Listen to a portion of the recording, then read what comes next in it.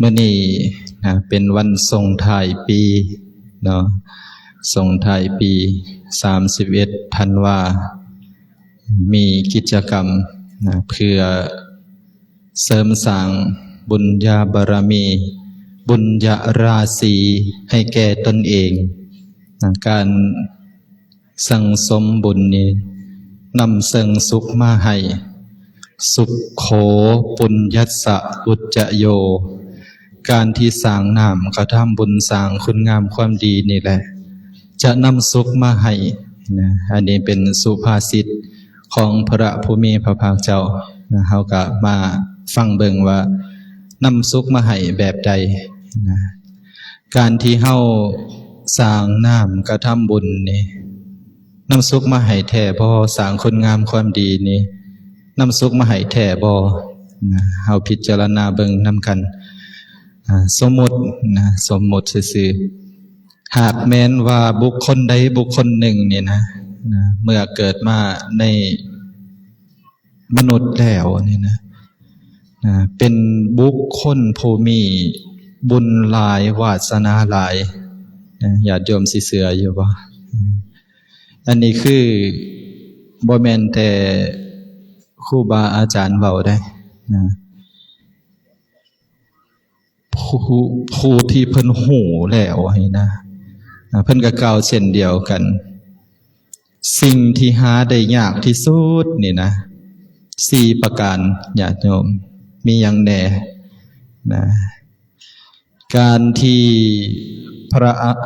ะอรหันตสัมมาสัมพุทธเจ้าจะบังเกิดขึ้นในโลกนี้ก็ยากแสนยากพระผู้มีพระภาคเจ้าของเฮานี่หลังจากได้รับพุทธพยากรณ์จากพระพุทธเจ้าพระองค์หนึ่งแล้วนี่นะจะบำเพ็ญบุญญาบารมีให้ครบบริบูรณ์สมบูรณ์ได้ยิ่งด้วย4อสงไขยนี่นะ4อสงไขยกับแสนกำไรมหากัปแสนกำไรมหากัปนี่ก็บ่น้อยแล้วได้เฮาว่ากัปหนึ่งสิดลสินานปานใดญาติโยมบ่คือกับไฟปานใดได้พอนับได้เนาะ100 อัน200 อันก็จังว่ากันไปพระผู้มีพระภาคเจ้าอุปไมยว่ากัปหนึ่งนี่นะกัปหนึ่งที่เพิ่นกล่าวว่าแสนมหากัปนี่นะกัปหนึ่งนี่เปรียบเหมือนน้องสะหนึ่งไม่ออกกว้าง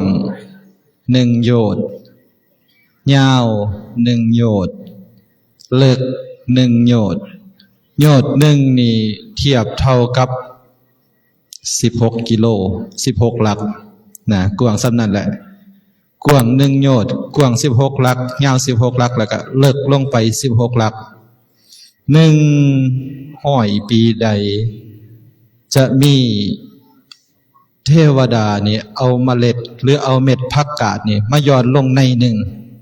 เม็ดหนึ่งต่อ100 ปีฮะนะย้อนลงไปจนกระทั่ง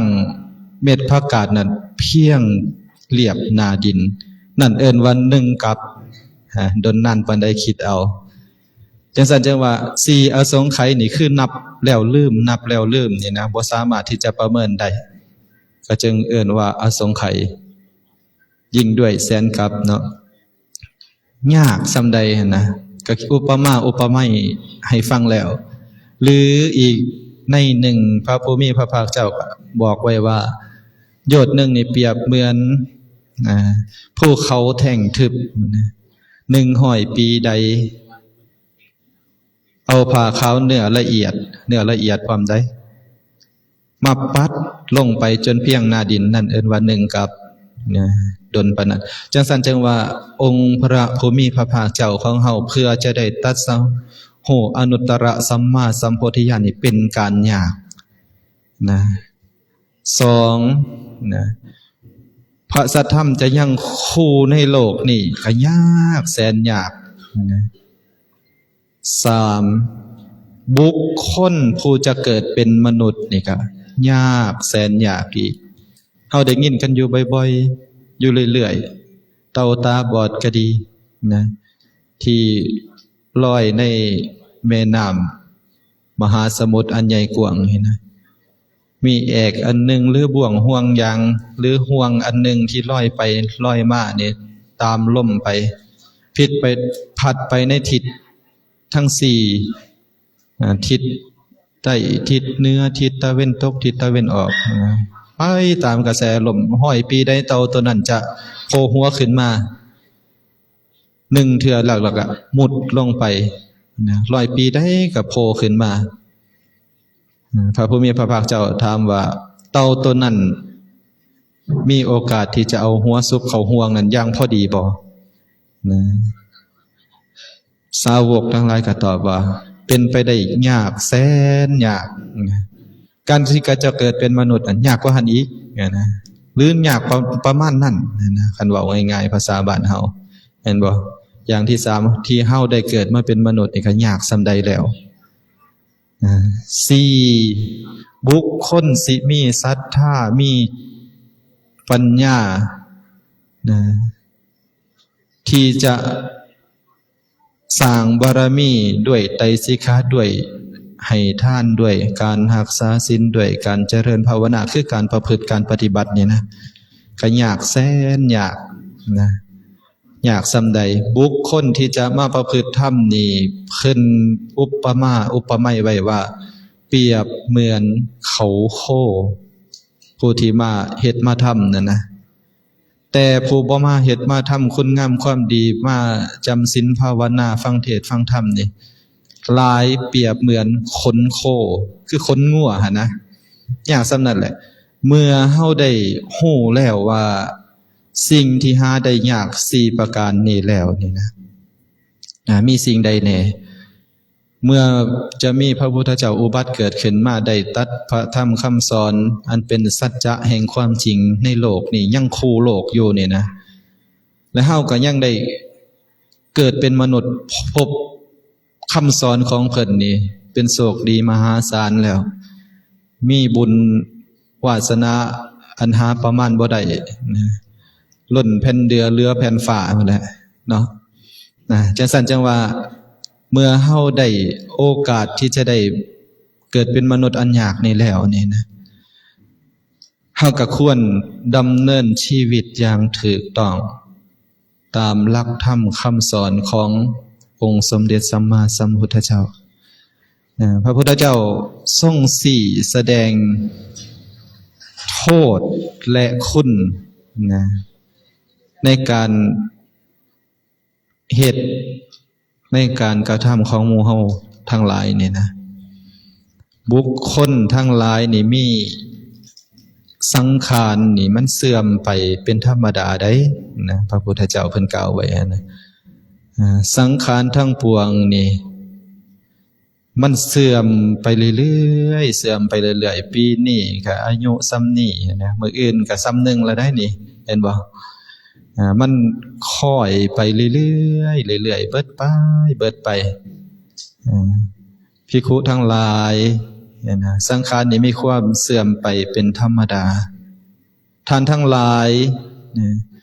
จงบำเพ็ญประโยชน์ส่วนตนและผู้อื่นให้ถึงพร้อมด้วยความบ่ประมาทเถิดนี่เป็นวาจาขั้งสุดท้ายเทื่อสุดท้ายขององค์สมเด็จสัมมาสัมพุทธเจ้าหลังจากพระผู้มีพระภาคเจ้าตัดคำนี้ไว้แล้วก็บ่กล่าวคำใดอีกได้ญาติโยมนี่เป็นคำสั่งสุดท้ายของพระพุทธเจ้าว่าซุมเจ้านี่อย่าใส่ชีวิตอย่างประมาทเด้อฮะนะเพราะว่าสังขารนี่มันคอยเสื่อมไปเรื่อยๆทุกวันจากเด็กเป็นนมจากนมเป็นชะกันจากชะกันเป็นวัยชราล่วงโรยไปตามกาลตามเวลาของมันได้หมู่เฮาเจ้าคอยนี่ได้สร้างน้ำกระทำบุญสร้างคุณงามความดีไว้ให้แก่ตนเองแล้วบ่เมื่อสังขารนี่มันแตกสลายไปแล้วเฮาสิเอาสิ่งใดมาเป็นที่พึ่งที่อาศัยเด้เฮาก็พิจารณาเบิ่งสิ่งที่เฮาจะพึ่งอาศัยได้คือกะสองอย่างเท่านั้นคือกรรมที่เฮาเฮ็ดจะเป็นกุศลกรรมก็ตามจะเป็นอกุศลกรรมก็ตามคันเว้าง่ายๆคือความชั่วกับความดีนั่นแหละบุญกับบาปนี่นะสิ่งสองอย่างนี่ล่ะ จะติดตามเฮาไปในสัมปรายภพเป็นสิ่งที่เฮาจะได้เพิ่งพาอาศัยในเมื่อชีวิตนี่มันล่วงไปแล้วนั่นเด้บุญบาปที่เฮาได้เฮ็ดได้กระทำที่เอิ้นว่ากรรมนั่นแหละบ้านเฮาคำว่ากรรมและญาณนั่นแหละกรรมนี่บ่แม่นคำดีแล้วก็บ่แม่นคำชั่วบ่แม่นคำสูงแล้วก็บ่แม่นคำต่ำนะคำว่ากรรมกรรมนี่เวรกรรมเป็นกรรมบ้านเฮาที่มักเว้าและมันกรรมของมันนะฮะกรรมคือการเฮ็ดการกระทำของเฮาเองกรรมก็มีสองนัยยะวิบากกรรมและพฤติกรรมวิบากกรรมคือกรรมที่เฮาเฮ็ดในอดีตเฮาบ่สามารถที่จะแก้ไขสิ่งเหล่านั้นที่เฮาได้เฮ็ดผ่านมาแล้วจะเป็นชาตินี้ก็ตามชาติก่อนก็ตามนะสิ่งที่เฮาได้เฮ็ดมาแล้วนะบ่สามารถที่จะไปแก้ไขในสิ่งที่เฮาได้เฮ็ดได้กระทำไว้แล้วนั่นเด้นะแต่พฤติกรรมคือการกระทำในปัจจุบันนี้เฮาสามารถที่จะเปลี่ยนจะแปรจะแก้ไขได้คือการเฮ็ดการกระทำของเฮาในปัจจุบันนี้เมื่อเฮารู้แล้วว่าอดีตเฮาแก้บ่ได้นะเฮาแก้บ่ได้แล้วได้อดีตนี่เฮาก็ควรพิจารณาว่าโอ้เฮาได้พลาดพลั้งในการใช้ชีวิตมาแล้วตั้งแต่อดีตโอ้บัดนี้เฮาจะเปลี่ยนการเหตุการณ์กระทำคือพฤติกรรมของเฮานี่ไปในทางที่ดีที่งามในทางที่ถูกต้องในทางที่เป็นประโยชน์นะเฮาก็เปลี่ยนใหม่ทำใจใหม่คันเว้าง่ายๆก็ลุกใหม่นั่งใหม่เฮ็ดใหม่ทำใหม่เมื่อเฮารู้แล้วเนี่ยนะเฮาก็ถือโอกาสนะคุณกลอุบายของครูบาอาจารย์นักปราชญ์เฮานะก็เฮ็ดการส่งท้ายปีเก่าต้อนรับปีใหม่คือเฮาเฮ็ดกันอยู่ตอนนี้นะเพื่อให้เกิดเป็นคุณงามความดีกับเป็นอุบายให้เฮาพร้อมสิ่งที่เฮาเฮ็ดผ่านมาที่มันผิดพลาดพลั้งไปในปีนี้หั่นนะเฮาก็จะปะให้มันไปในปีนี้ปีที่จะผ่านไปนี้เมื่อขึ้นปีใหม่มาแล้วเฮาจะตั้งจิตตั้งใจใหม่สร้างคุณงามความดีสร้างสิ่งที่เป็นประโยชน์ให้แก่ตนเองและกับบุคคลอื่นให้อย่างเต็มที่ตามกำลังของเฮาจังซั่นจังว่าถือโอกาสอันดีอันงามถ้าเฮาดำเนินชีวิตผิดพลาดพลั้งไปแล้วจะเป็นอดีตก็ตามหรือสิ่งที่ผ่านมาก็ตามเฮาก็ปล่อยให้มันไปตามปีเก่าก็ควรละนะให้มันไหลไปตามปีเก่าเริ่มต้นปีใหม่ก็ทำจิตใจใหม่ทำโตใหม่ด้วยกายด้วยวาจาด้วยใจของเฮาตั้งจิตตั้งใจสร้างศรัทธาให้มันมีสร้างวิริยะให้มันพร้อมสร้างฉันทะให้มันเพิ่มพูนยิ่งขึ้นไปสร้างขันติให้มันมีในจิตในใจความเชื่อมั่นศรัทธานี่ความเชื่อมั่นของเฮาว่าเฮ็ดสิ่งนี้ถ้ามันมีศรัทธามันก็มีกำลังในการเฮ็ดสู่การสู่งานหน้าที่การงานของตนเองแล้วก็บุคคลอื่นอย่างเต็มที่ได้สร้างวิริยะความภาคเพียรความอุตสาหะให้มันเพิ่มพูนเพียรละในสิ่งที่มันบ่ดีบ่งามสิ่งที่มันเป็นอันตรายแก่ตนเองและก็บุคคลอื่นด้วยทางกายด้วยทางวาจาและก็ด้วยทางใจสร้างฉันทะคือความพอใจนะให้มันเกิดขึ้นพอใจในสิ่งที่ตนมีสิ่งที่ตนเฮ็ดอย่างถูกต้องแล้วเนี่ยก็เฮ็ดความเคยชินให้มันพอใจอย่าสู่ไปคิดค่อยเนื้อดำใจเอาตนเองไปเปรียบเทียบกับบุคคลอื่นให้ตนเองด้อยค่าหรือสูงกว่านะมันจะเป็นทิฏฐิมานะให้แก่ตนเองนะถ้าเห็นโตว่าด้อยกว่าเขาก็จะเบิดกำลังเบิดกำลังใจสู่ต่อ ว่าตนเองนี่โอ้ยเฮ็ดจังได๋ก็บ่ได้แล้วบ่คือเพิ่นแหละนะวาสนาต่อยต่ำนะเห็นบ่มันก็เบิดกำลังใจที่จะสู้จะต่อถ้าเห็นตนเองสูงกว่าบุคคลอื่นในบาดนี้ก็จะเฮ็ดให้ทิฏฐิมานะของตนเองความถือเนื้อถือโตของตนเองนี่เพิ่มพูนขึ้นแล้วก็มันก็สิไปคมเหงเบียดเบียนพยาบาทอาฆาตบุคคลอื่นเห็นว่าบุคคลอื่นนี่บ่ซ้ำเฮานะเห็นว่าบุคคลอื่นนี่ด้อยค่าบ่มีราคาอันนี้เห็นบ่สิ่งนี้แหละเฮาก็ควรพิจารณาใหม่ทำใหม่ให้มันดียิ่งขึ้นไปด้วยการตั้งจิตตั้งใจด้วยการสร้างความเชื่อให้แก่ตนเองสร้างความอุตสาหะให้แก่ตนเองสร้างความพอใจแล้วก็ข้อที่สี่สร้างขันติคือความอดกั้นอดทนต่อสิ่งต่างๆต่อหน้าที่การงานหรือบุคคลอื่นมาเว้ามาจามาเฮ็ดหยังก็ตามก็อดทนไว้บ่ต้องตอบโต้พิจารณาซะก่อนนี่เด้เห็นบ่ถ้าเฮาบ่มีความอดกั้นอดทนนี่นะอันตรายบางครั้งบางที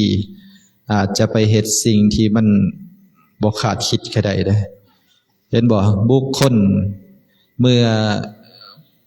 คบกับสิ่งที่บ่มีทางออกส่วนมากมักทำให้ตัวเองบ้านเฮาว่าเอิ้นว่าคิดสั้นฆ่าตัวตายก็มีเด้มีข่าวที่เฮาเห็นอยู่ประจำบางครั้งบางที่มันไปบ่ต่อบ่ได้จังซี่หั่นนะย้อนบ่มีความอดกั้นอดทนบ่เชื่อมั่นในตนเองนี่แหละจังซั่นจังว่าการบำเพ็ญประโยชน์ของตนเองไว้นี่นะเป็นการดีจังว่าถ้าเฮาสร้างบุญสร้างกุศลสร้างคุณงามความดีแล้วจะนำสุขมาให้ในเบื้องต้นนี่นะเฮาก็ได้ยินชื่อได้ยินเสียงที่เพิ่นอ่านอาตมาก็นั่งฟังอยู่มักจาคะสลัดความตณีที่เหนียวออกจากจิตจากใจเพื่อบ่ให้เป็นคนเห็นแก่โตให้เป็นคนมีเมตตาเอื้อเฟื้อเผื่อแผ่แต่บุคคลอื่นสัตว์อื่นเด้เห็นบ่ก่อนจะฟังสูตรปริตะมงคลเฮาก็สมาทานศีลให้เป็นภูมิศีลอย่างบริสุทธิ์นิจจศีลหานี่นะศีลปกติของมนุษย์บุคคลผู้มีใจสูงเว้นจากการฆ่าการลักทรัพย์การประพฤติผิดในกามเว้นจากการคำเว้าบ่จริงเว้นจากการดื่มสุรายาเมาอันเป็นที่ตั้งแห่งความประมาทและเป็นอบายมุขปากทางแห่งความเสื่อมของตนเองเสื่อมทั้งห่างกายเสื่อมทั้งทรัพย์เสื่อมทั้งชื่อเสียงแม่นหรือบ่แม่นพิจารณาเอาหากบุคคลใดเนี่ยนะเป็นคนสมะเลเทเมามักดื่มสุราเนี่ยนะชื่อเสียงก็บ่ค่อยดีบ่ค่อยงามการเว้าจาสิ่งใดก็บ่เป็นที่น่านับถือสรรเสริญนะเห็นบ่เพราะเป็นบุคคลที่ขาดสติเพิ่นคำโบราณเพิ่นว่าอย่าถือคนบ้าอย่าซ่าคนเมาเด้อการเว้าของเฮาก็บ่มีเหตุบ่มีผลมันก็เฮ็ดให้เสื่อมทั้งชื่อเสียงเจ้าของเมื่อเฮาบริโภคสิ่งเหล่านี้เข้าไปอีกเนี่ยนะกินบ่อยๆคิดเรื่อยๆนี่มันก็สามารถเฮ็ดให้เสื่อมทางร่างกายได้นะเป็นโรคภัยไข้เจ็บโรคตับแข็งเป็นต้นนี่นะเมื่อร่างกายเสื่อมแล้วยังบ่พอทรัพย์ก็เสื่อมนะเงินที่หามาได้นะก็สูญเปล่าไปมีโยมผู้หนึ่งนะได้สนทนากับเพิ่นกินเหล้าติดหมู่ติดครูนี่นะกินเหล้านี่เบิดหน้าไป3 ถงไม่ออกซื้อเหล้าได้นะ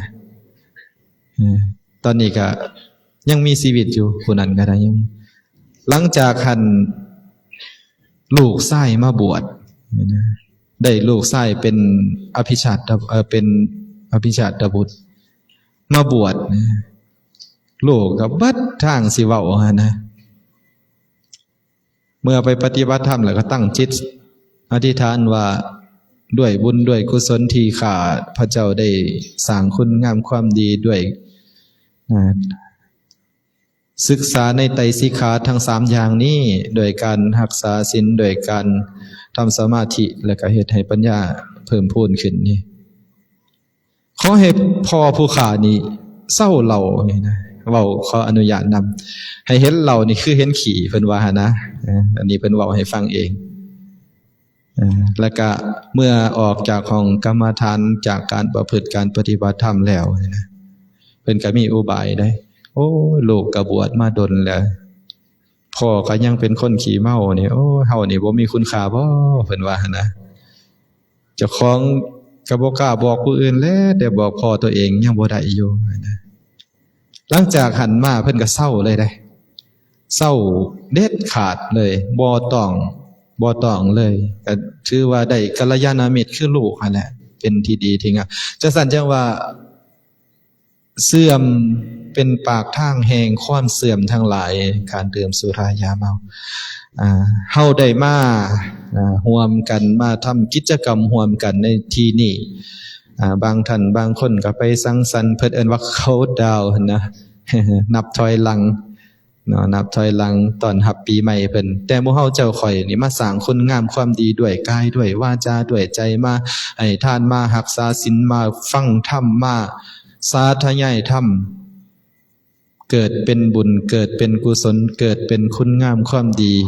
เกิดเป็นบารมีให้แก่ตนเองได้บาดนี้บ่ไปสู่อบายปากทางแห่งความเสื่อมจะไปสู่ความเจริญฝ่ายเดียวศีลกับรักษาแม่นบ่หากแม้นว่าบุคคลได้มีศีลนี่นะในสังคมหรือเฮือนนั่นนะถ้ามีแต่ผู้มีศีลนี่นะครอบครัวนั้นจะมีแต่ความสุขเลยญาติโยมบ่ให้กันตีกันบ่ประหับประหารกันเนี่ยนะบ่ลักของกันและกันสินะบ่นอกใจสามีภรรยาซื่อสัตย์สุจริตนี่นะบ่เว้าคำตัวเว้าแต่ความจริงปรึกษาหารือเว้าแต่ความที่ดีที่งามสิมีความสุขส่ำใดนะบ่จำเป็นต้องมีตำรวจบ่จำเป็นต้องเฝ้าบ่จำเป็นต้องย่ามก็ได้หากแม้นว่าสังคมนั้นเป็นแต่ผู้มีศีลนะรับรองว่าบ่มีการทะเลาะวิวาทอย่างแน่นอนของที่จะหายก็บ่มีนะอย่างซั่นจังว่าบุญที่เฮาได้มาเฮ็ดนี่นะในมื้อนี้นี่นะอย่าคิดว่าตนเองบ่มีบารมีนะสิ่งที่อาตมากล่าวไว้ในเบื้องต้นนั่นแหละสิ่งที่หาได้ยากเฮาได้เกิดมาแล้วเป็นมนุษย์แล้วยังมีศรัทธาแล้วก็ได้เข้ามาเฮ็ดได้มาทำได้มาจาคะได้มารักษาศีลฟังธรรมสั่งสมสุตตะให้มันเพิ่มพูนเพื่อให้สร้างปัญญาเพื่อจะเอาไปนำใส่บารมีที่เฮาเฮ็ดเฮาทำนี่มากมายมหาศาลอานิสงส์ของมันนี่มากนะการสาธยายธรรมก็ดีเป็นเหตุเป็นปัจจัยให้ถึงซึ่งสุขติภพตลอดถึงพระนิพพานพุ่นน่ะที่เฮามาเฮ็ดในมื้อนี้ยามนี้นี่นะหรือมื้อใดก็ตามที่เฮาทำดีด้วยกายด้วยวาจาด้วยใจนี่นะเป็นบุญญาบารมีบุญนี่เฮาได้อยู่แล้วเฮาตั้งจิตตั้งใจมาเฮ็ดมาทำนี่เฮาได้เต็มที่อยู่แล้วกุศลก็เพิ่มพูนขึ้นได้มาฟังธรรมได้มาสาธยายธรรมการที่จะบรรลุมรรคผลคือวัฏฏะตัดออกไปได้นี่นะหนึ่งจากการสาธยายนะเป็นข้อนี้สาธยายธรรมนี่นะก็สามารถบรรลุมรรคผลพระนิพพานได้การฟังธรรมก็สามารถบรรลุมรรคผลพระนิพพานได้คือกันนะการแสดงธรรมคืออาตมาเว้าให้แก่ญาติโยมนี่ก็สามารถบรรลุธรรมได้และการประพฤติการปฏิบัติธรรม เฮ็ดให้จิตใจของตนบริสุทธิ์นี่ก็สามารถเฮ็ดให้บรรลุธรรมนะเห็นบ่แม่นบุญหน่อยๆได้มากกว่าการให้ทานเป็นใดๆบุคคลรักษาศีลเพียงคืนหนึ่งราตรีหนึ่งนี่ประเสริฐมากกว่าผู้บ่ได้เฮ็ดบ่ได้ทำนะมีอายุเป็น100 ปีเพิ่นได้บุคคลมีจิตใจบ่มั่นคงมีชีวิตอยู่ตั้ง100 ปีสู่ผู้มีจิตใจมั่นคงมีชีวิตเพียงวันเดียวประเสริฐกว่ามากเป็นไดบัดนี้มีประโยชน์กว่าบุคคลที่มีชีวิตโดยบ่ได้มาเฮ็ดคือหมู่เฮาเจ้าข่อยเป็น100 ปีพุ่นนะการรักษาศีลเทื่อหนึ่งนี่มากกว่าการให้ทานเป็นร้อยๆเทื่อนะเฮาบ่ได้มารักษาศีลอย่างเดียวได้เฮามาทำสมาธิมาสาธยายการสาธยายธรรมนี่เฮาตั้งจิตตั้งใจดีๆเฮามีหนังสือหรือเฮาสูตรน้ำเพิ่นได้นี่ตั้งสติดีๆนี่ลองเฮ็ดเบิ่งเด้อตั้งใจดีๆนี่บุญ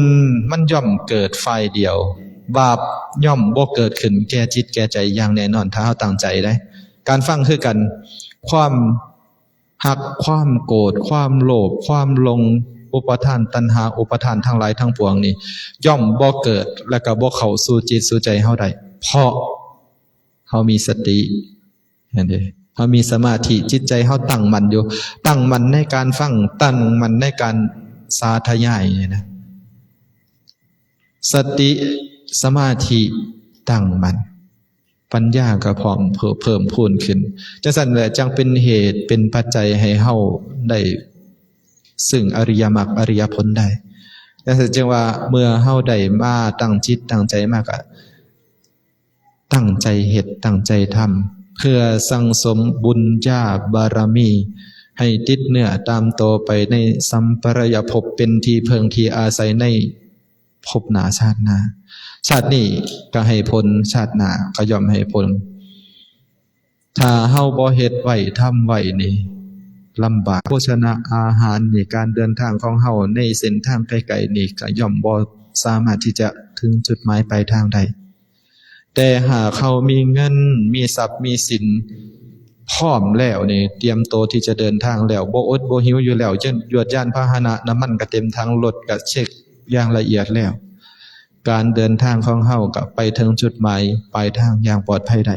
การเดินทางไปในวัฏสงสารนี่ก็เช่นเดียวกันหากเฮาบ่สั่งสมบุญญาบารมีเก็บเกี่ยวสัมภาระธรรมเก็บกรรมบุญกุศลไว้เป็นเสบียงแนวนี้โอ้ลำบากนะลำบากเลยนะเพราะการเวียนเกิดเวียนตายในมหันตภพในสังสารวัฏนี่มันกว้างหาประมาณบ่ได้เฮาเวียนเกิดเวียนตายนับภพนับศาสตร์กันบ่ได้พระผู้มีพระภาคเจ้าเฮาได้ตรัสไว้ว่าบุคคลที่เกิดมาในโลกนี้บ่เคยมีว่าจะบ่เคยเกิดเป็นสามีภรรยาเป็นบิดามารดาคือเว้าง่ายๆเป็นผัวเป็นเมียเป็นพ่อเป็นแม่เป็นญาติกาวงศากันบ่มีล้วนแล้วแต่เคยเป็นมาทั้งนั้นเคยเป็นพ่อเป็นแม่เป็นปู่ย่าตายายกันมาทั้งนั้นเพราะเวียนเกิดเวียนตายนี่มันนับภพนับศาสตร์บ่ได้แล้วนะหากเฮาบ่เตรียมโตดีๆนี่นะการเดินทางของเฮามันก็ย่อมบ่อยากถึงจุดหมายปลายทางแล้วถ้าเฮาสั่งสมอบรมไว้หากบุญญาบารมีมันพร้อมเพียงในชาตินี้ภพนี้มันก็อาจจะสามารถถึงจุดหมายปลายทางได้เลยแต่หากมันยังบ่ถึงในภพนี้ชาตินี้มันก็ยังเป็นอุปนิสัยเป็นปัจจัยให้เฮาเดินทางอย่างปลอดภัยในสังสารวัฏนี้ก็เพราะคุณงามความดีเพราะบุญเพราะกุศลที่เฮาได้สั่งสมไว้แล้วนี่แหละในสั่นจังว่าการสร้าง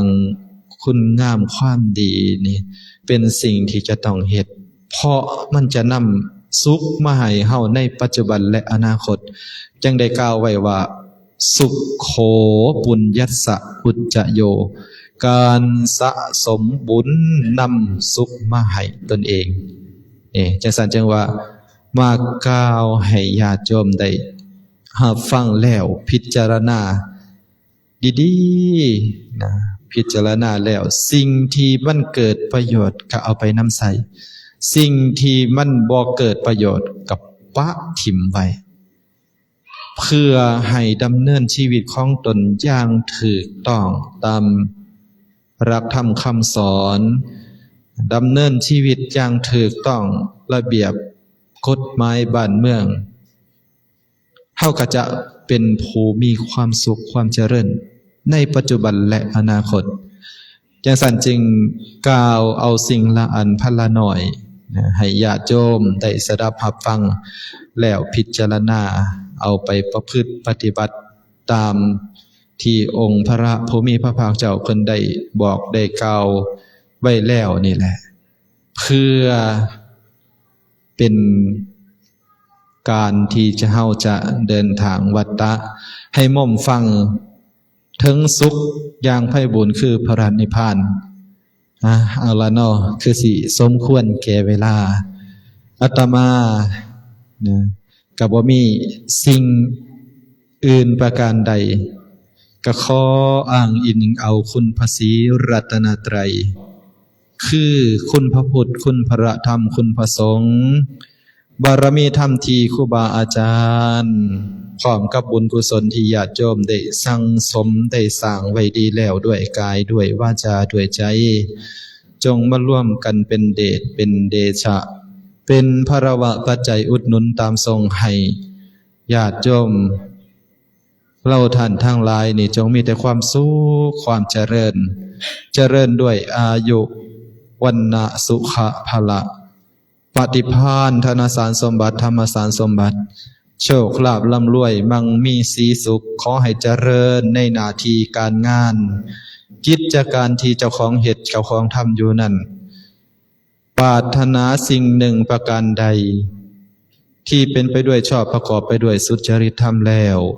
ขอให้ความคิดความปรารถนานั้นจงสำเร็จ